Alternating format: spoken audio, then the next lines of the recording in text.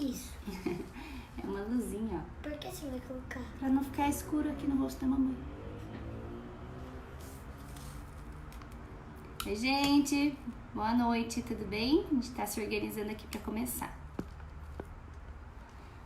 A mamãe tá de óculos e esse aqui dá reflexo, não é legal. Vamos deixar assim. Por mais perto, que aí não fica tão escuro.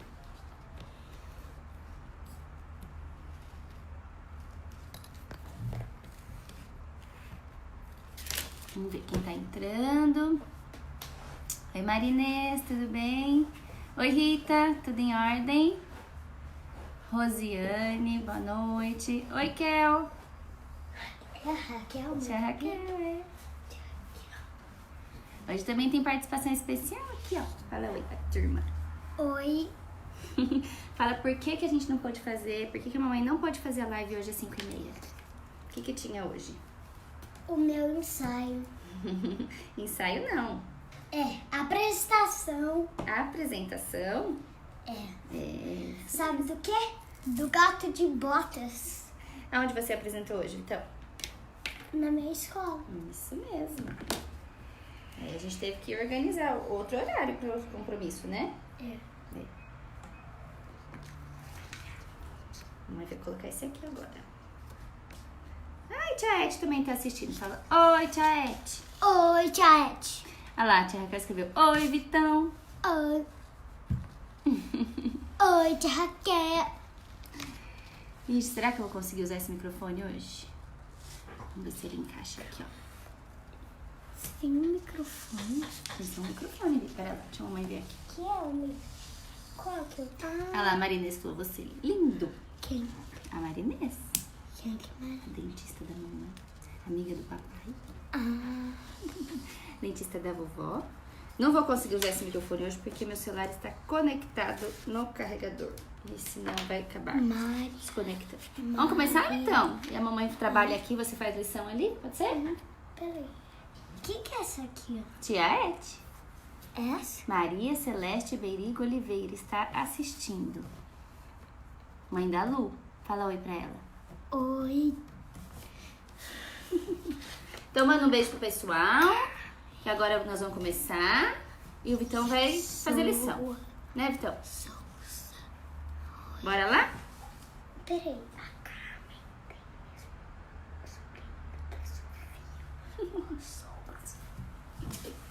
Às vezes as pessoas têm o mesmo sobrenome. Pode usar o lápis. Ei, gente, tudo em ordem?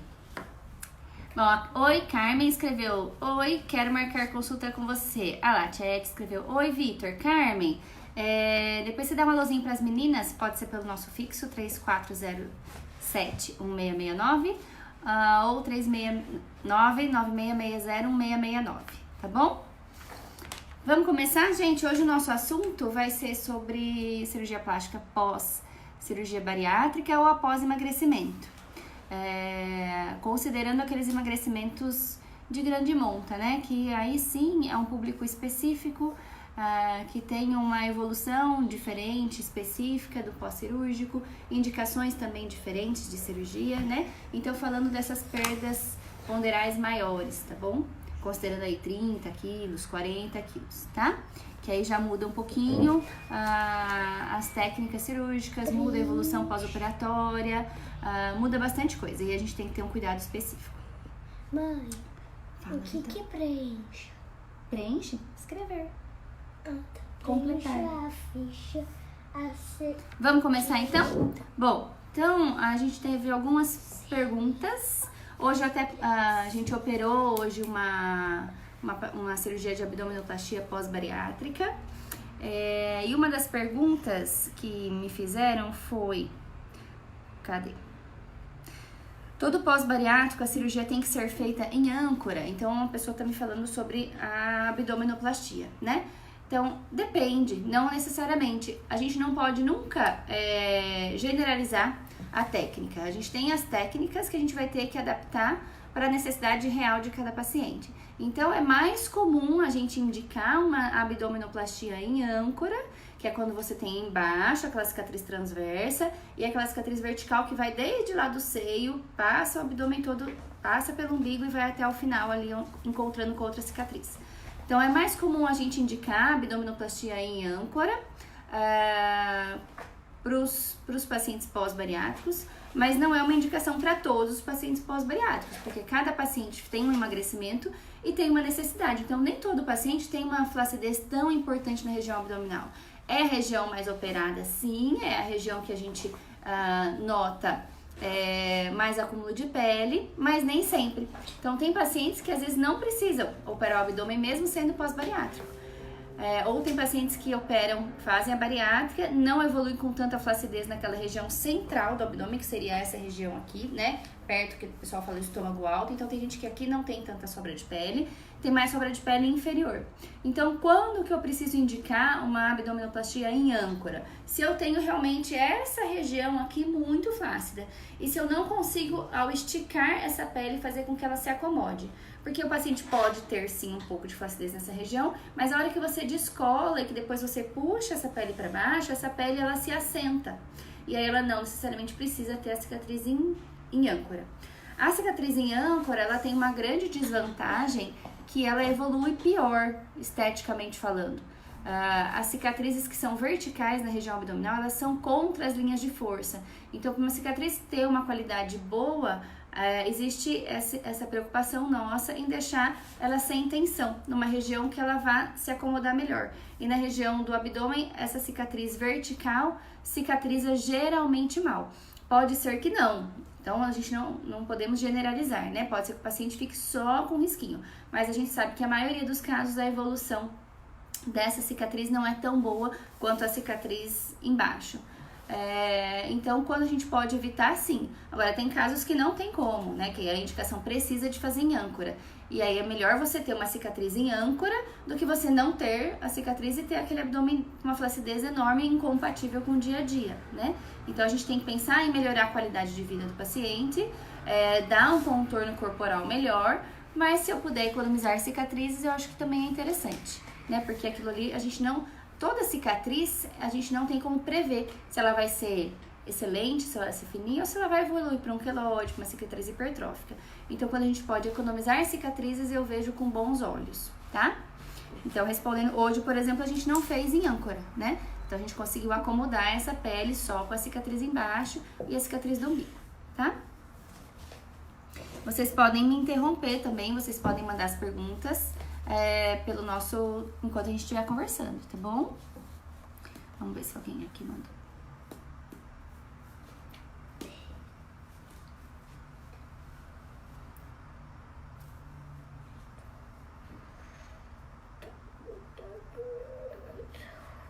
Ok.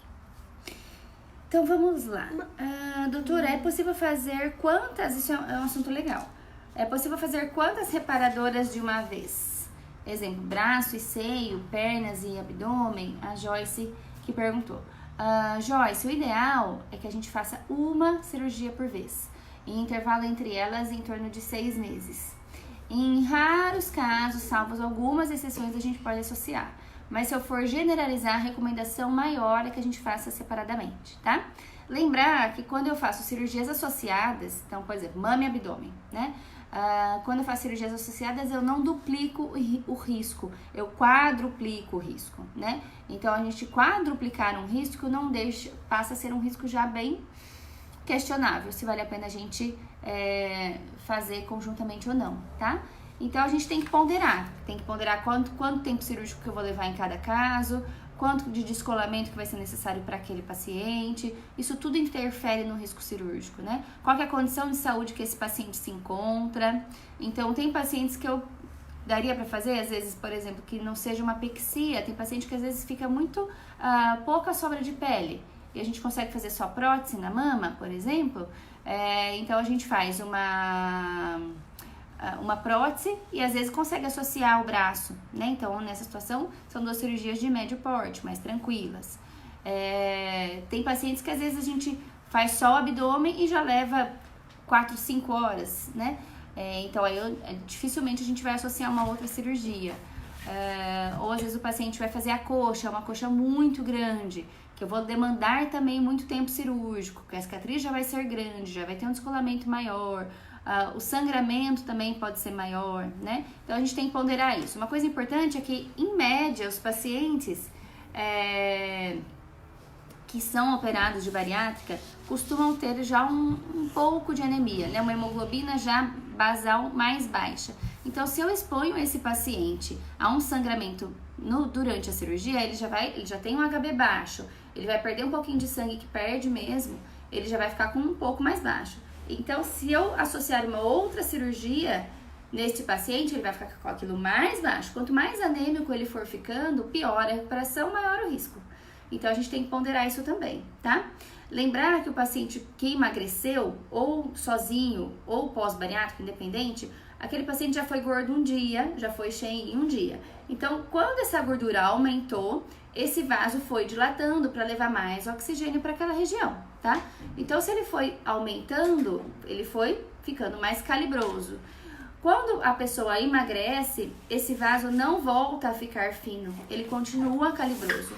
Então, os vasos do paciente durante a cirurgia, a gente percebe que são bem mais grossos. Então, a hora que você cauteriza, em vez dele sangrar uma gotinha, ele sangra um jato, né? E aí a perda de sangue, ela é sempre maior, tá? Então, a gente tem que prestar atenção em relação a isso.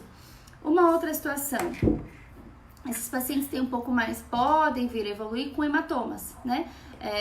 Esse vaso, às vezes, que estava lá quietinho, deixa eu só ajeitar aqui. Pode romper, sangrar, e aí ele já tinha uma hemoglobina baixa e sangrou, aí ele vai ter aquilo pior ainda, e aí para cicatrizar ficou mais difícil, né? Então a gente tem que ter sempre um nível de segurança. Eu preciso ter uma poupancinha de saúde para aquele paciente recuperar. Então eu não posso esgotar ele ao zero e falar para ele agora se vira, cicatriza sozinho, dá seus pulos, porque o organismo não vai responder. Então a gente fala que o paciente tem que ter uma reserva fisiológica, reserva de saúde, para conseguir cicatrizar bem, tá? A Sandra escreveu: Oi, Yolanda. Yolanda, boa noite, doutora, boa noite. A Sandra Aragão Carvalho, tudo bem, Sandra? Escreveu: fiz em âncora e ficou com muita sobra ao lado, me incomoda muito. Então, às vezes, Sandra, tem que prolongar mais essa cicatriz, né? Tirar um pouco. E é muito comum, o paciente que emagrece, ele não emagrece só na frente, emagrece circunferencialmente. Então, a sobra de pele, ela pode progredir para a região posterior. Então, existe uma outra cirurgia, Sandra, que chama torsoplastia, que é aquela cirurgia que é como se fosse uma abdominoplastia, só que com um descolamento mais localizado, que você tira a sobra de pele da região posterior. Deixa eu pegar aqui uma foto para explicar. Ô, mãe, Fala, Vivi. nesse quadrado inteiro você vai ter que me ajudar. Então, você espera a mamãe acabar. Porque preencha a ficha a seguir com seus dados. Peça ajuda para um adulto. Mãe, vai rápido. Então, deixa a mamãe terminar e eu te ajudo. Você já tá terminando? Acabei de começar. Ó, então vamos lá. Nessa região posterior aqui, ó, eu vou desenhar pra vocês verem. Mais ou menos, tá?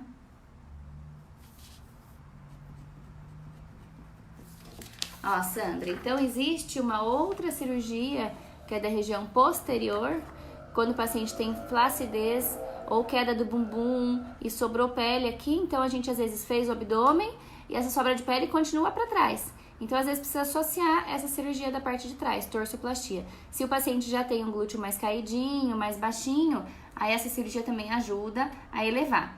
Agora tem paciente que não tem essa necessidade, então que às vezes não precisa fazer todo esse prolongamento aqui. Às vezes se eu tirar um pouquinho, só até aqui, ó, já resolve essa sobra de pele sua, tá?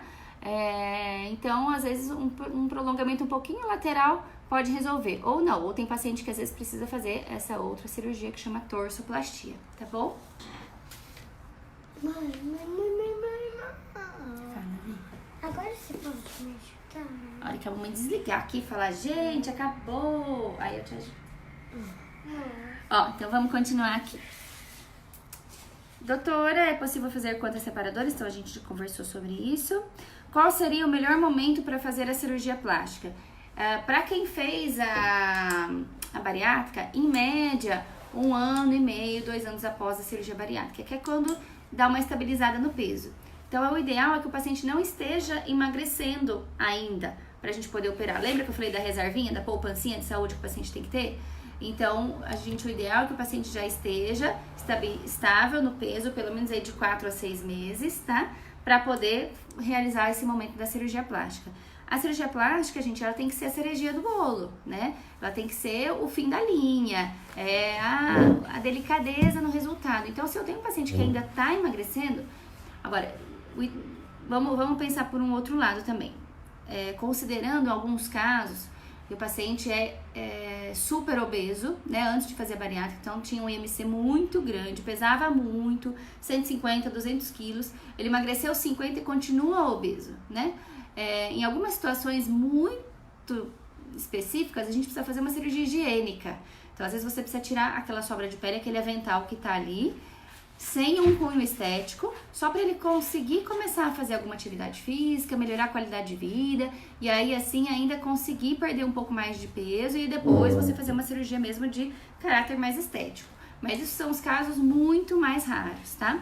O ideal, habitualmente, quando o paciente tinha um IMC lá em torno de 40 e pouquinho, que emagreceu ali 30 quilos, 40 quilos mais ou menos, o ideal é que a gente espere chegar no peso ideal, estável, 4 a 6 meses para poder operar. E aí, tem em mente aquela reservinha para o paciente recuperar bem e cicatrizar bem. E dali 6 meses a gente vê se tem necessidade de fazer alguma outra região do corpo e assim sucessivamente, tá? Lembrar que a cirurgia plástica, ela é uma troca, né? Eu vou trocar flacidez por cicatriz. Então o paciente tem que entender muito bem isso, porque não tem como eu fazer uma mágica de tirar aquela pele e não ter cicatriz. Então custa, né? Custa a cicatriz que você vai ter, tá? Então qual que é o preço? O preço é você trocar sua pele por uma cicatriz. Claro que na maioria, extremamente na maioria das situações, é um preço justo, né? A cicatriz, ela vale muito mais a pena do que você viver ou conviver com uma situação que às vezes limita muito, que incomoda muito, te traz muita complicação, você não consegue ter uma vida ativa, aquilo te incomoda esteticamente, você passa a se chatear com a forma que o corpo passou a ter depois de um emagrecimento importante. Então, geralmente, é a melhor das opções, mas a gente tem que ter ciência disso, tá? Que é uma troca. E quando o paciente emagrece, eu também perco muito colágeno, muita elastina. Essa pele ela é uma pele fina, uma pele flácida. Então, o que eu não consigo mudar a qualidade dessa pele. Eu consigo retirar o excesso, mas eu não consigo devolver colágeno para essa pele e fazer com que ela seja uma pele firme novamente. Então, qual que é o melhor dos mundos? Não engordar, não precisar fazer cirurgia bariátrica e não precisar emagrecer tanto, tá? Então, acho que vale a pena a gente falar um pouquinho também de prevenção, porque nem tudo a cirurgia plástica consegue recuperar, tá? A gente consegue melhorar grandes coisas, grandes aspectos. Melhorar a qualidade de vida é visível, o paciente se torna outra pessoa, é outra vida, né? Mas se a gente puder evitar isso, fazer uma cirurgia plástica por um outro motivo, é melhor, né? Então se cuidem, sejam sempre atentos em relação ao peso, em relação à qualidade de vida, alimentação, atividade física, não se entreguem, é difícil, exige determinação, mas vocês são donos do seu corpo, né? E precisam cuidar disso, tá? Porque a cirurgia vai melhorar muita coisa, mas não vai conseguir trazer tudo como era antes, tá? O que já foi um dia, não necessariamente vai voltar a ser, né? E principalmente a gente vê isso em relação à qualidade de pele. A abdominoplastia, como é uma cirurgia plana, é uma cirurgia que dificilmente o paciente vai voltar a ter flacidez, ou dificilmente vai precisar reoperar, ou às vezes vai ter que fazer, como a Sandra colocou, às vezes um ajuste, tirar um pouco mais circunferencialmente essa pele, mas é uma cirurgia que tem um resultado muito legal, tá? Porque é uma região mais plana. Quando a gente fala, por exemplo, de mamoplastia, eu já tenho um pouco mais de limitação do resultado, porque a mama ela é tridimensional, então ela pesa, né? Ela é projetada. Então, por ser uma estrutura projetada na mulher, por exemplo, ela tem mais ação da gravidade. Então, ela vai sofrer mais com o tempo. Além de sofrer mais em relação à alteração hormonal da mulher, fase de vida, menopausa, uso de anticoncepcional. Então, várias outras situações que podem fazer com que essa pele continue ficando flácida, tá? Então, geralmente a mama pós-bariátrica acaba cedendo mais, né? Porque é uma pele mais fina e você não tem muito que segura essa mama. O que vai segurar essa mama, de fato, é a pele. Então, você tira o excesso, mas ela ainda assim vai ter... como ela não tem aquilo que segura, o fibroblasto que segura essa pele, que é como se fosse um elástico, né? O elástico se rompeu, então não tem mais elástico, é aquele elástico frouxo, né? Que você até costura ele de novo, mas ele dá uma aberturinha depois, tá? Que mais? A cicatriz ficará muito grande? Vai depender, a cicatriz ela é diretamente proporcional à quantidade de pele que tem excedendo, tá? Então, se eu tenho um paciente que tem muita sobra de pele, cicatriz grande. Se tem uma pouca sobra de pele, cicatriz menor.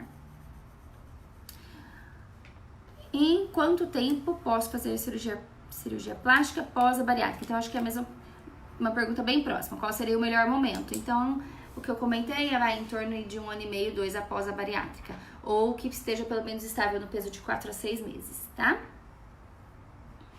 Qual a cirurgia plástica mais indicada após bariátrica? Depende de cada paciente. Tem paciente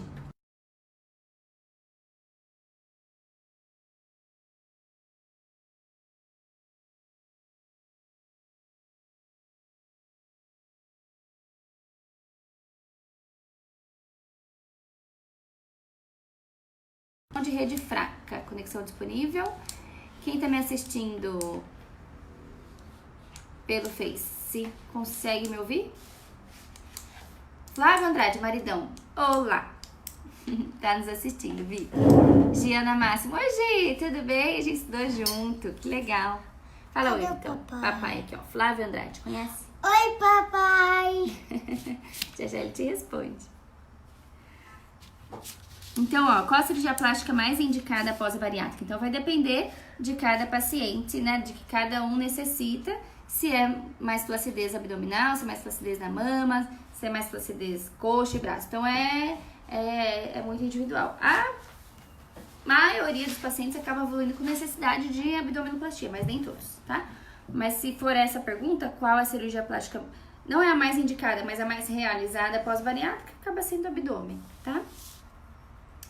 Quais os riscos da cirurgia plástica após a cirurgia bariátrica?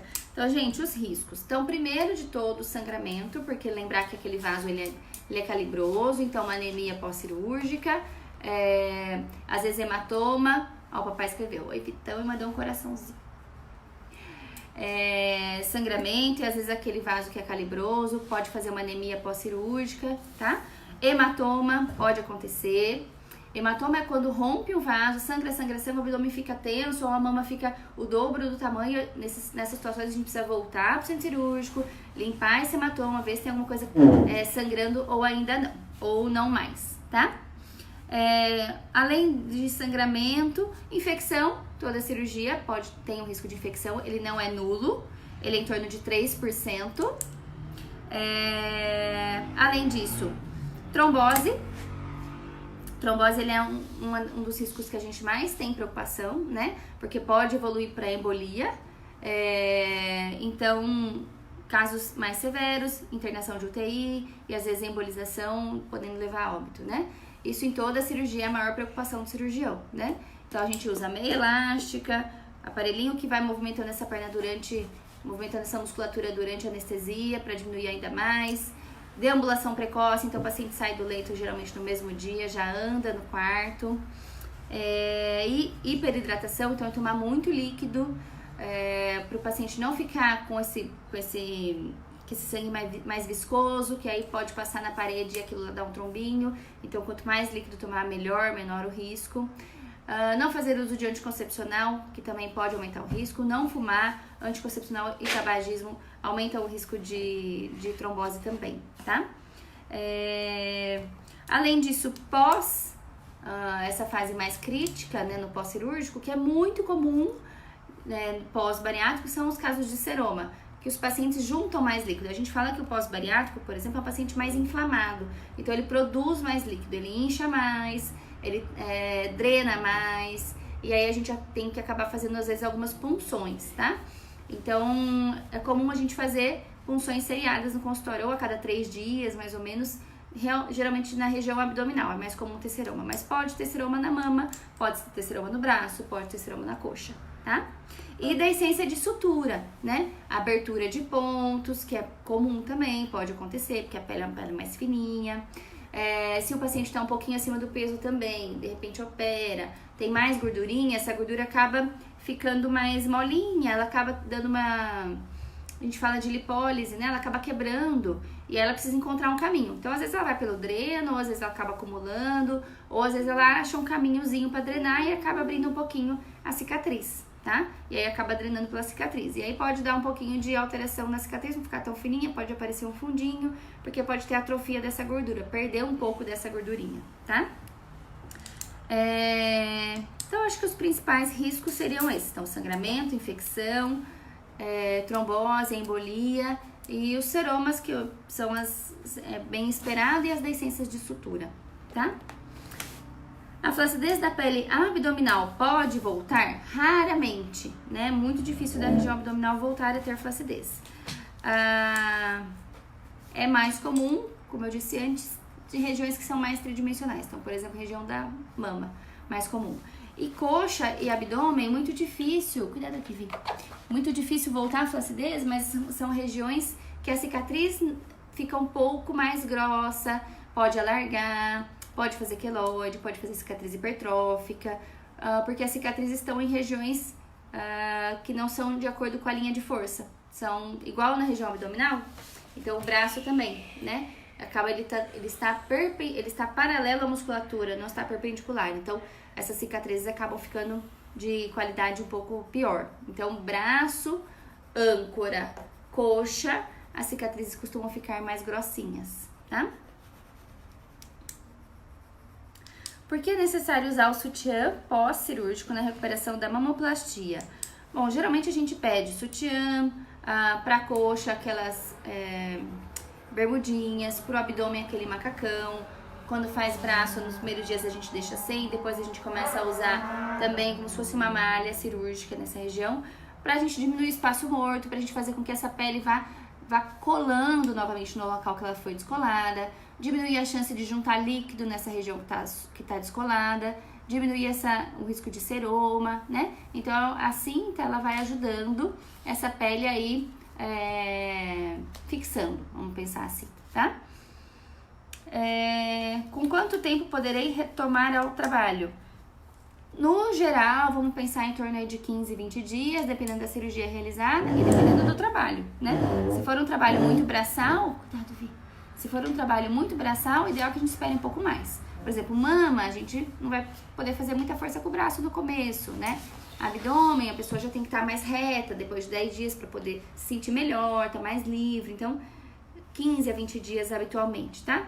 E atividades físicas, aí a gente já fala em torno de 30, 40 dias, dependendo da atividade física e dependendo da recuperação de cada paciente também. Como é o pós-operatório do bariátrico? Ele precisa tomar alguma vitamina antes do procedimento?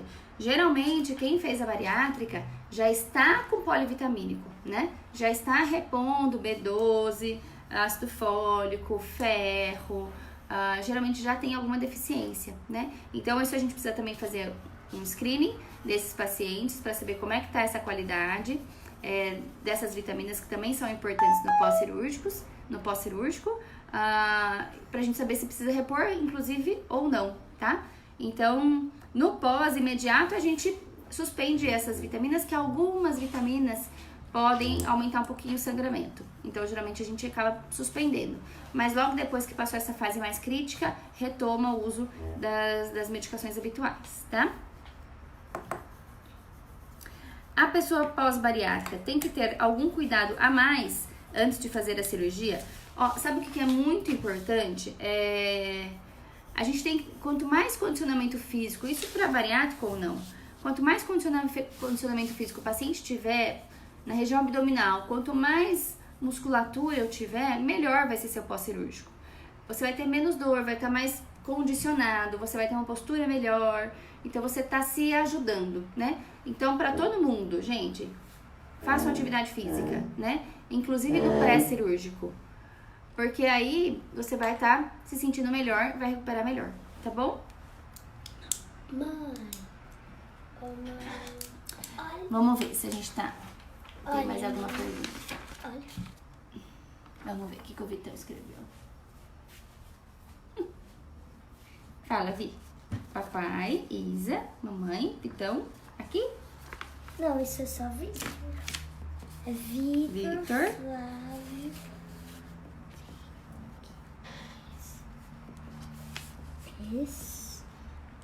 Esperar. E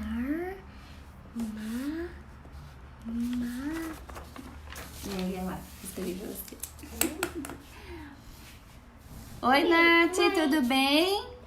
Boa noite. Vamos ver quem mais. Quem mais? Ó, bastante gente assistiu, que legal. Tavares Araújo Júnior. Doutora, minha filha tem 13 anos e muita mama. Sei que logo ela vai querer diminuir. Pergunta, com qual idade pode-se fazer uma cirurgia de redução de mama?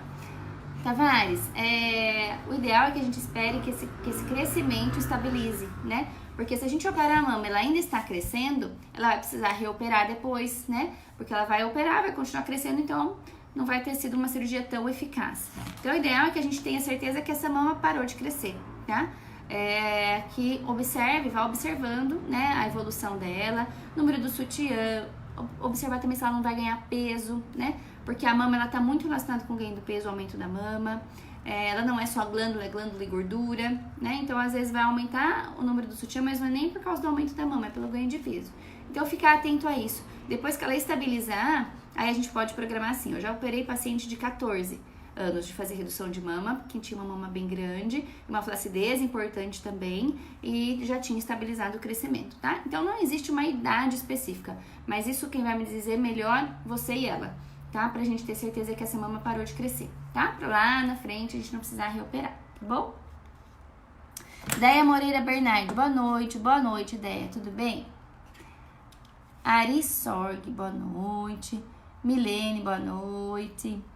Gente, falei demais, hein? Bastante gente assistindo. Oi, Aline, tudo bem? Aline, Sueli Contato, Lucimara. Mãe, a Aline Alex. da escola? Não é, Vitão. Marcelo, Tavares, Elisandra, Sandra. É a Sandra Também não. nossa empregada? Silma F72. Bem colocado isso da troca, né? É bem isso mesmo. A gente acaba trocando pele por cicatriz, mas vale a pena. Gente, ok? Clarice, Lucy, Sueli, Eliane, Marisa Soldera. Tudo bem, Marisa? Fábio Gentil, Orlando, Carla, William. Vamos ver. É o tio Carlão? Não é. Vamos ver que horas são? Ah, também já falei demais, né, gente? 15:07. Putz, grila! Então, atrasamos. Falamos demais, né? Conversamos muito hoje. Eu fiz o que você mandou. E a gente ainda tem lição pra fazer, é isso? Duas ainda. Muito bem, então a gente vai fazer. Gente, então acho que é isso. Deixa eu só passar aqui, ver se tem mais alguma outra que passou batido. A Lê me perguntou, doutora, convênio cobra cirurgia pós-emagrecimento? Tem alguns critérios que o paciente precisa ter, mínimos de inclusão, né? Por exemplo, a abdominoplastia. Então, vai depender de cada caso e do convênio de cada paciente. Então, em alguns casos bem selecionados, às vezes consegue fazer o abdômen, tá? Né, Vitão? Mãe, Fala lá pra turma que a gente vai se despedir. Tchau. Que a gente tem uma lição pra fazer. E que a gente agradece todas as perguntas desse nosso bate-papo, né? Mãe, mas... Então fala pra turma, depois a gente... Por que você fez isso? Ah, porque eu já tinha respondido essa, eu fiz um tiquezinho. Não esqueci de fazer nas outras, né? Pode fazer pra mãe. Gente, obrigada. Todas as outras? Todas as outras a gente já respondeu, todas. Obrigada pela audiência de vocês, de terem paciência de nos escutar. Desculpa pelas pausas, né, Vitão? É. Deixa eu só ver se aqui tem alguma outra por aqui. Tavares, doutora, faz uma live sobre blefaro? Claro, vai ser um prazer. Quer que eu faça semana que vem? Vamos falar então? A gente faz tanto blefaro. Ó, essa semana a gente teve blefaro, teve ninfoplastia, cirurgia íntima. Foi um dia tão corrido que eu não consegui postar nada nesse dia. Abdominoplastia, prótese de mama. Essa semana foi uma semana assim, ó, pra todos os gostos, né, Vitão? Pra todas as necessidades. Então vamos combinar, a gente fala semana que vem sobre blefaroplastia e aí a gente fala um pouquinho também de formato de rosto, fala um pouco de beleza, do que é belo, do que é bacana. Vai ser um prazer, tá bom? Pronto. A Lu sempre chega atrasada, né, Lu? Mas obrigado, Lu. Vai ficar salvo agora aqui no nosso Insta até amanhã. Tô no mercado, mas tô assistindo. Beijo no Vitor. Fala beijo, Vi. Beijo. Então, semana que vem a gente volta pro nosso horário normal, tá bom? Na quinta-feira. Então, a gente, de acordo com a sugestão da Tavares, a gente fala então de pálpebra, cirurgia de blefaroplastia e a gente fala um pouquinho de face, tá bom? Gente, obrigada. Bom final de semana. E até semana que vem. Faz tchau, Vi. Tchau. Tchau, papai.